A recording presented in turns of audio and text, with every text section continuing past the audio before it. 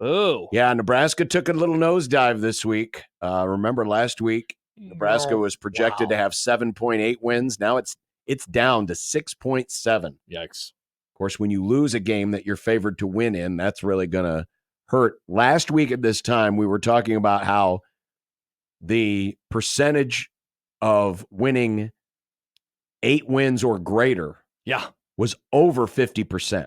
Wow. It was 30%, 8 wins, 21%, 9 wins. So just those two categories alone, 51%. What is it now? Well, now it is just between 8 and 9 wins, only 25%. Sad. 32% is now the highest number on the 7 wins and 28% chance of 6 wins. So it's literally, it just as the overall has come down, so too have the percentages. It's now a greater than 50% chance of 7 wins or less. So Mike Farron, Steve Sipple, Jack Mitchell, the 7 and 5 boys are saying, see, I told you. Perhaps. See, I told you. And looking at it changed some of the win probabilities, not a lot greatly. Now the Rutgers game is now down to 57% chance of a win. Big game. Instead of big 66. swing game, man. That's a huge one. Yeah, next week. The Indiana game continues to plummet. 34% chance now of beating Indiana. So to put this into perspective, if the point spreads follow the same as KFord's percentage chance of winning, this would put Indiana at about a 7 to 8 point favorite. Wow.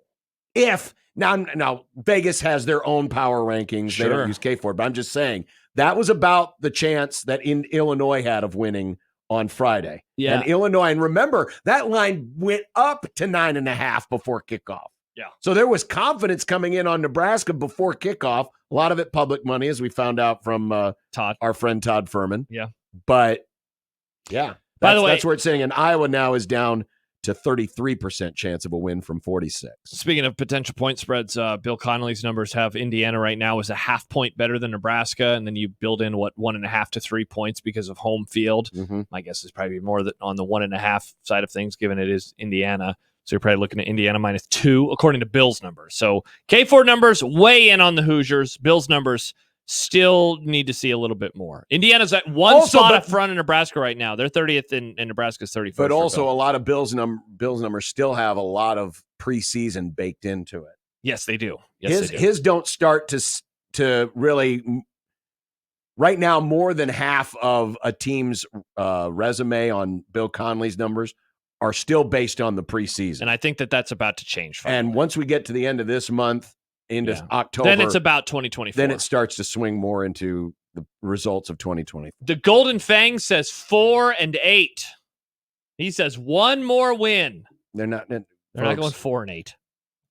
Jacob says I fear 6 wins will be extremely challenging now. The negative boys. I mean, to the original. Some of us did say 6 and 6. To the original comment about this being Nick. a must-win game, absolutely. Of course. Oh, yeah. That is inarguable. This is the easiest game left on the schedule. Seriously, if they lose this, then the Golden Fang might be right. Because if you can't beat Purdue, then you're not going to beat anybody. This is not a. Now, the crazy thing is, this is a bad defensive team, but offensively, they could give Nebraska similar fits to Illinois. Again, I asked the question to Mitch early, and I would love to explore it at some point, either today or this week.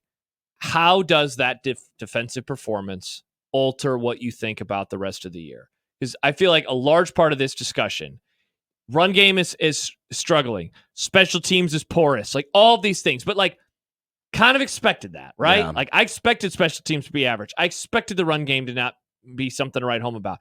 I did not expect the defense. I didn't expect the defense to struggle at stopping the run. It's one thing. I looked at the back end is where I thought the issues were going to be, not at stopping the run, not at being unable to get pressure on quarterbacks. That's the thing that I didn't see. And that is where the problem lies. KFord's projected Big Ten standings. Nebraska and Illinois basically flipped places. Wow. Yeah, Illinois went up 3 spots to the 8th most projected Big Ten wins, and Nebraska fell to 11th. But that's what's going to happen when you lose a game that you quote unquote should win. Yeah. By the way, it's still Ohio State number 1, Oregon just ahead of Penn State for number 2. The Penn State-Illinois game is going to be interesting. It's Saturday night. Isn't that this weekend? Nice. That's going to be interesting. And given I think the spread is north of 2 touchdowns in favor of Penn State.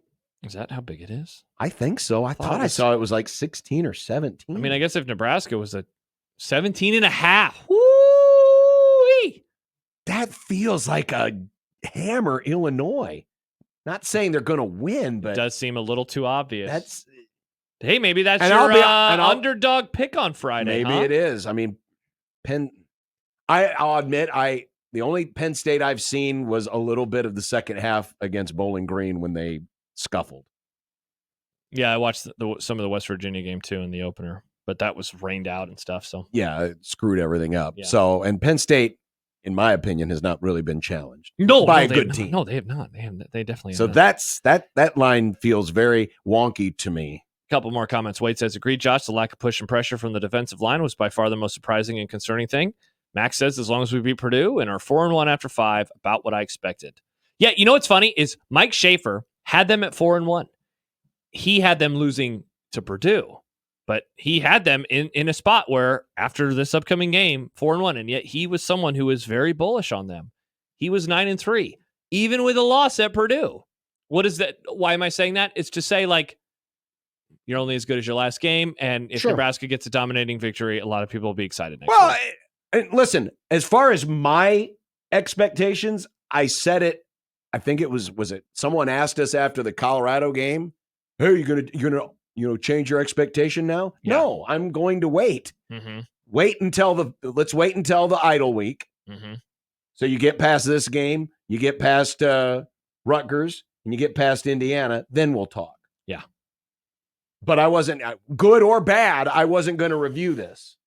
The next 3 games will tell the story of this season. Oh, absolutely.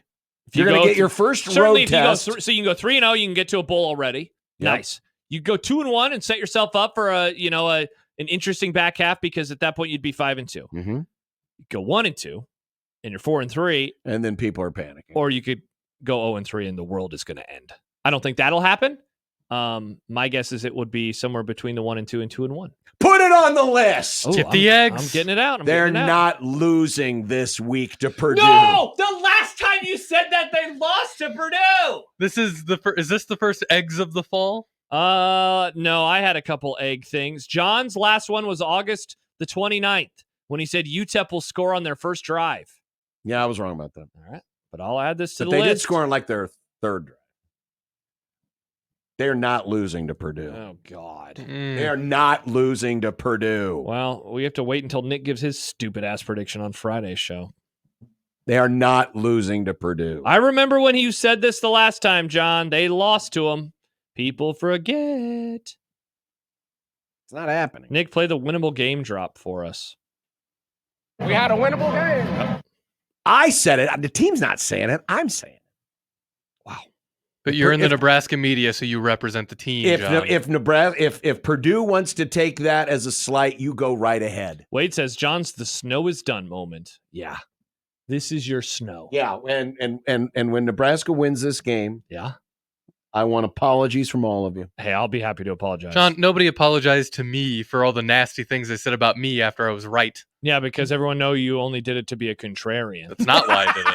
It's not like you were crunching tape. Remember at the beginning of the season when we gave our predictions and I said Nebraska's going to lose a dumb game that nobody thinks they should lose? Yeah. That's what Illinois was.